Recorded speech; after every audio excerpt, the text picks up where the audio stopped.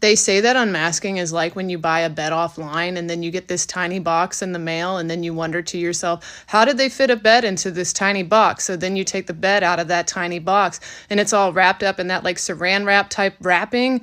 And then you take the wrapping off and then this tiny bed just expands into this massive bed. And the issue with that is now that you've unwrapped that bed, there's no way to put that big bed back into that tiny box. And in the same way, whenever you go from masking your entire life out of security or safety or just the want to fit in, that you're basically making yourself smaller to fit into this tiny box for other people's comfort. And so when you finally start unmasking, it's like you're taking off that wrapping from the bed and now you're expanding at a rate that you're not expecting. And all these repressed emotions and feelings and actions and behaviors and all these different parts of your personality that you forgot even was a part of you are just coming out, and it's just crazy because you just didn't understand that there was that much bed in that box. And once you unmask, you can't really put yourself back into the box. And this can be really overwhelming and scary, but if we're using that same metaphor, if you always kept that bed in that box and never took the wrapping off, then you never really get to rest. And in the same way, if you always keep yourself in this tiny little box at the expense of your own personality and authenticity, then you're never really going to feel at peace and at rest because